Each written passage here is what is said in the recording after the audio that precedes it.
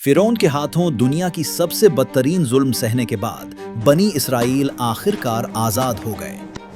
अल्लाह ने मूसा अलैहिस्सलाम, जिनको मोसेस के नाम से भी जाना जाता है, अपना रसूल बना करके फिरौन के दरबार में भेजा था।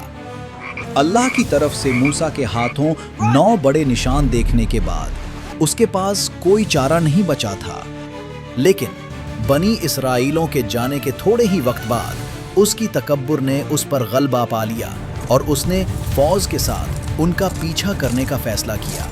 उसने उन्हें समुंदर के करीब आराम करते हुए पाया।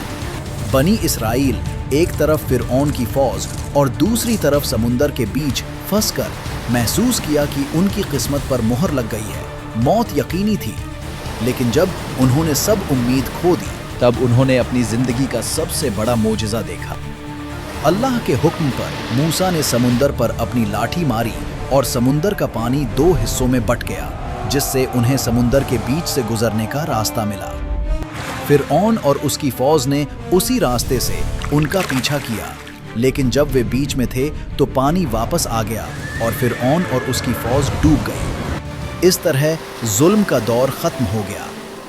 अल्लाह ने मूसा को हुक्म दिया कि बनी इसराइल को उस जमीन पर ले जाएं जो मोमिनों से वादा की गई है।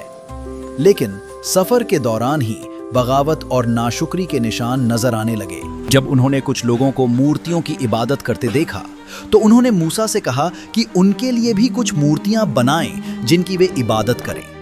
मूसा ने उन्हें समझाया कि अल्लाह एक है और उसकी कोई तस्वीर या मूर्ति नहीं बनाई जा सकती, और जो मूर्तियों की इबादत करता है वो तबाही के लिए मुकर्रर है। सफर के दौरान अल्लाह ने रहमत से उन्हें मन और सलवा अता किया, लेकिन शुक्रगुजार होने की बजाय उन्होंने खाने में तब्दीली की मांग की। जब मूसा पहाड़ पर वही लेने गए तो बनी इसराइल में से बदकारों ने सोने का बछड़ा बनाया और उसकी इबादत शुरू कर दी।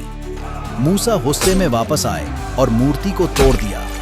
गुनहगारों को सजा दी गई। जब वे वादा की गई जमीन के करीब पहुंचे तो अल्लाह ने हुक्म दिया कि उस जमीन पर कब्जा करने वाले बदकार लोगों से लड़ें, लेकिन उन्होंने मानने से इनकार कर दिया।